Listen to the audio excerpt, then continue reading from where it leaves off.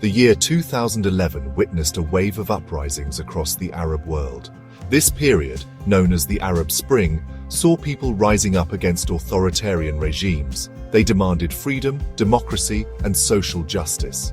Syria, under the iron-fisted rule of Bashar al-Assad, was no exception. Inspired by the winds of change sweeping the region, Syrians took to the streets. They called for an end to decades of oppression and corruption. Initially, the protests were peaceful. Syrians from all walks of life participated. They held signs, chanted slogans, and demanded their rights. However, the Assad regime responded with brutal force. Security forces opened fire on unarmed demonstrators, killing and injuring many. This violent crackdown only fueled the flames of rebellion. The situation quickly escalated from peaceful protests to armed insurrection. As the regime intensified its crackdown, some Syrians took up arms to defend themselves. The country was on the brink of a devastating civil war. What began as a cry for freedom had transformed into a fight for survival. The Syrian people were thrust into a conflict that would have far-reaching consequences for their nation and the world. The Syrian uprising did not erupt in a vacuum. Years of political repression, economic hardship, and sectarian tensions had created a tinderbox of resentment. The Assad regime, in power since 1970, was notorious for its authoritarianism. Basic freedoms were suppressed, dissent was ruthlessly crushed, and fear permeated society. Economic inequality further exacerbated grievances. While a small elite prospered, many Syrians struggled to make ends meet. Unemployment was rampant, particularly among the youth. Corruption was endemic, hindering economic opportunities for ordinary citizens. The regime's economic policies often favored certain groups over others, fueling resentment and instability. Adding to the volatile mix was Syria's complex sectarian and ethnic makeup. The Assad regime, dominated by the Alawite sect, had long exploited sectarian divisions to maintain its grip on power. This policy of divide and rule had created deep mistrust and animosity among different communities. The uprising, initially a united front against tyranny, became increasingly fragmented along sectarian lines as the conflict progressed. The Syrian Civil War quickly evolved into a multi-sided conflict, with a dizzying array of actors vying for power and influence. On one side was the Assad regime, determined to crush the rebellion and preserve its rule.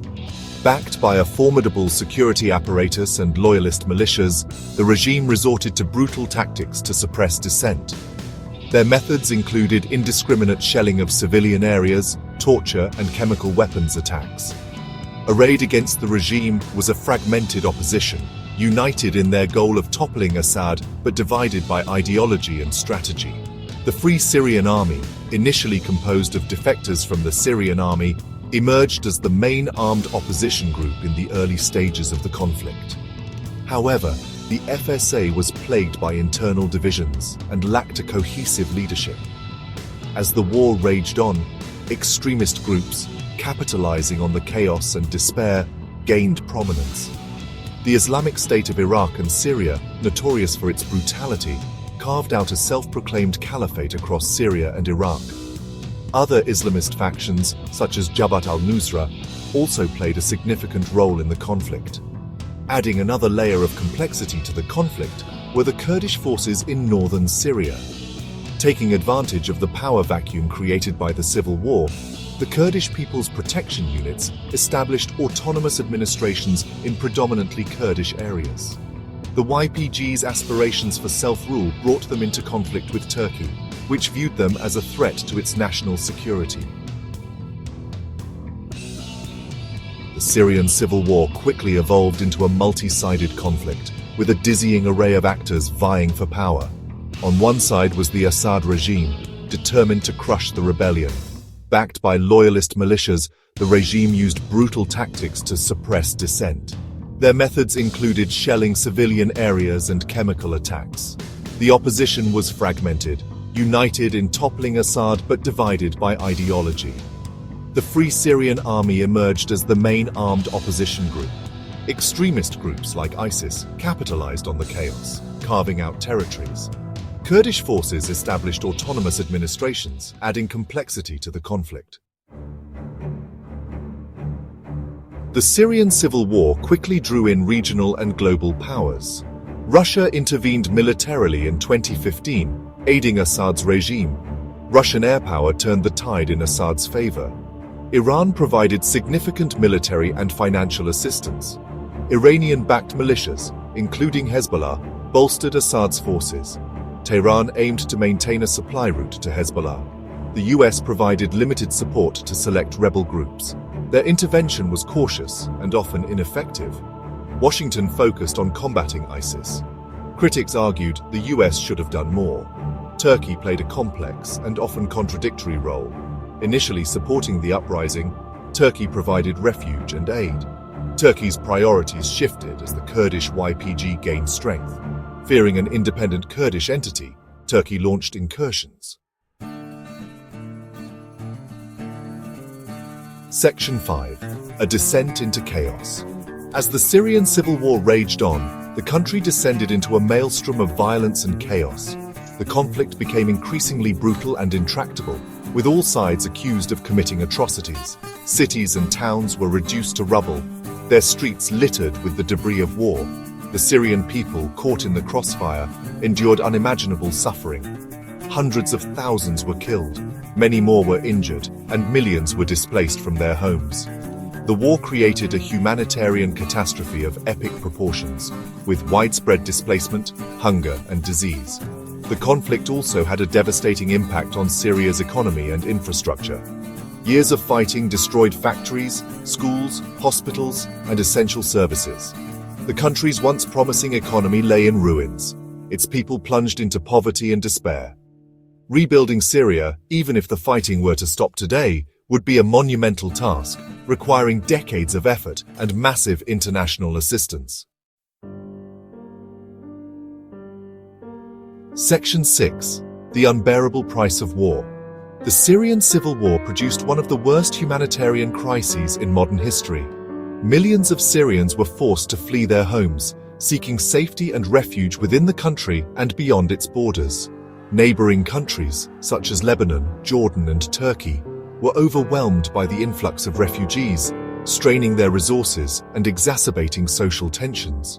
The war's impact extended far beyond the Middle East. The exodus of Syrian refugees to Europe fueled a political crisis, as countries struggled to cope with the influx and debated their responsibilities. The refugee crisis became a defining issue in European politics, contributing to the rise of populism and anti-immigrant sentiment. Inside Syria, the humanitarian situation remained dire. Millions faced shortages of food, water, medicine, and other essential supplies.